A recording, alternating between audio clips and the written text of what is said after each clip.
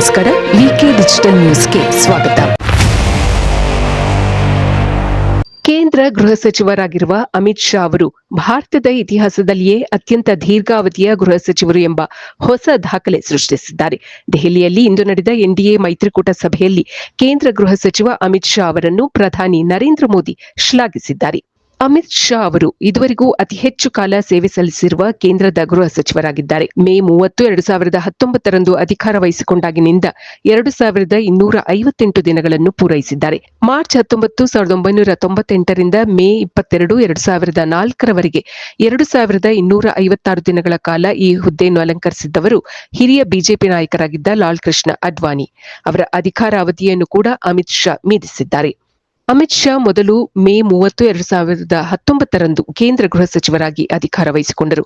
June 9, 2024ರವರೆಗೆ ಆ ಹುದ್ದೆಯಲ್ಲಿ ಮುಂದುವರೆದರು. ಹೊಸ ಸರ್ಕಾರ ರಚನೆಯಾದ ನಂತರ ಜೂನ್ 10, 2024 ಮತ್ತೆ ಅಧಿಕಾರ ವಹಿಸಿಕೊಂಡರು.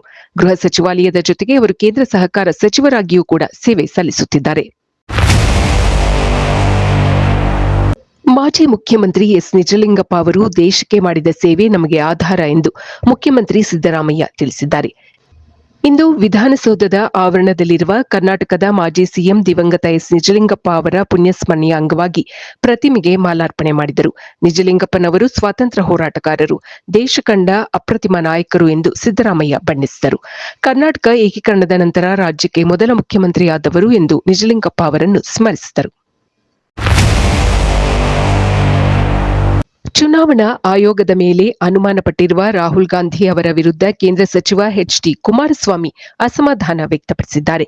ಸಾಂವಿಧಾನಿಕ ಸಂಸ್ಥೆಗಳ ಮೇಲೆ ಅಸತ್ಯದ ಆರೋಪ ಹೊರಿಸಿರುವುದು ಕಿಡಿಗೇಡಿತನ ಎಂದು ಟೀಕಿಸಿರುವ ಕುಮಾರಸ್ವಾಮಿ, ಇದು ಜನತಂತ್ರಕ್ಕೆ ಮಾಡಿರುವ ಅವಮಾನವೆಂದಿದ್ದಾರೆ. ಈ ಮತಗಳ್ಳತನ ಆರೋಪಕ್ಕೆ ಒಂದು ಪರಿಣಾಮಕಾರಿ ಔಷಧಿ ಇದೆ ಎಂದು ಎಚ್.ಡಿ. ಕುಮಾರಸ್ವಾಮಿ ಹೇಳಿದ್ದಾರೆ. ಮತದಾರರ ಗುರುತಿನ ಚೀಟಿಗೆ ಆಧಾರ್ ಸಂಖ್ಯೆ ಲಿಂಕ್ ಮಾಡಿ ಎಂದು ಚುನಾವಣಾ ಆಯೋಗಕ್ಕೆ ಕರೆ ನೀಡಿದ್ದಾರೆ. ಇದರಿಂದ ಮತಗಳ್ಳರು ಸಿಕ್ಕಿಬೀಳುವುದು ಖಂಡಿತ. ಮುಳ್ಳನ್ನು ಮುಳ್ಳಿನಿಂದಲೇ ತೆಗೆಯಿರಿ ಎಂದು ಮಾರ್ಮಿಕವಾಗಿ ಹೇಳಿದ್ದಾರೆ ಎಚ್.ಡಿ. ಕುಮಾರಸ್ವಾಮಿ.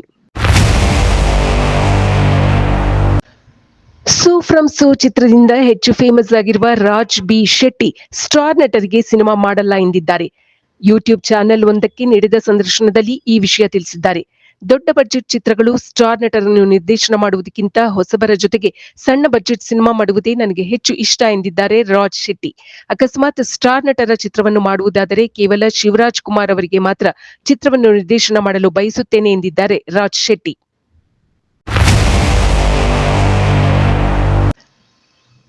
ರಾಜ್ಯಸಭೆ ಸದಸ್ಯ ಹಾಗೂ ಚಿತ್ರನಟ ಕಮಲ ಹಾಸನ್ ಗುರುವಾರದಂದು ಪ್ರಧಾನಿ ಮೋದಿ ಅವರನ್ನು ಭೇಟಿ ಮಾಡಿದ್ದಾರೆ. ರಾಜ್ಯಸಭಾದ ಸದಸ್ಯರಾದ ನಂತರ ಮೊದಲ ಬಾರಿಗೆ ಪ್ರಧಾನಿಯವರನ್ನು ಭೇಟಿ ಮಾಡಿದ್ದಾರೆ ಕಮಲ ಹಾಸನ್. ಈ ಕುರಿತು ತಮ್ಮ ಎಕ್ಸ್ ಖಾತೆಯಲ್ಲಿ ಪೋಸ್ಟ್ ಮಾಡಿದ್ದಾರೆ. ದೇಶದ ಪ್ರಧಾನಿಯವರನ್ನು ಭೇಟಿಯಾಗಿರುವುದಕ್ಕೆ ಹರ್ಷ ವ್ಯಕ್ತಪಡಿಸಿದ್ದಾರೆ. ತಮಿಳುನಾಡಿನ ಜನರ ಪ್ರತಿನಿಧಿಯಾಗಿ ತಮಿಳು ಭಾಷೆಗೆ ಸಂಬಂಧಿಸಿದ ಕೆಲವು ಬೇಡಿಕೆಗಳನ್ನು ಪ್ರಧಾನಿಯವರ ಗಮನಕ್ಕೆ ತಂದಿದ್ದೇನೆ ಎಂದು ಕಮಲ ಹಾಸನ್ ತಿಳಿಸಿದ್ದಾರೆ. ಇದು ಈವರೆಗಿನ ಸುದ್ದಿಗಳು. ಮತ್ತಷ್ಟು ಸುದ್ದಿಗಳಿಗಾಗಿ ನೋಡ್ತಾ ಇರಿ ವಿಕೆ ಡಿಜಿಟಲ್ ನ್ಯೂಸ್. ವೀಕ್ಷಕರೇ, ವಿಕೆ ಡಿಜಿಟಲ್ ನ್ಯೂಸ್ ಯೂಟ್ಯೂಬ್ ಚಾನೆಲ್ ಅನ್ನು ಲೈಕ್ ಮಾಡಿ, ಸಬ್ಸ್ಕ್ರೈಬ್ ಮಾಡಿ ಮತ್ತು ಹೆಚ್ಚಿನ ಜನರಿಗೆ ಶೇರ್ ಮಾಡಿ.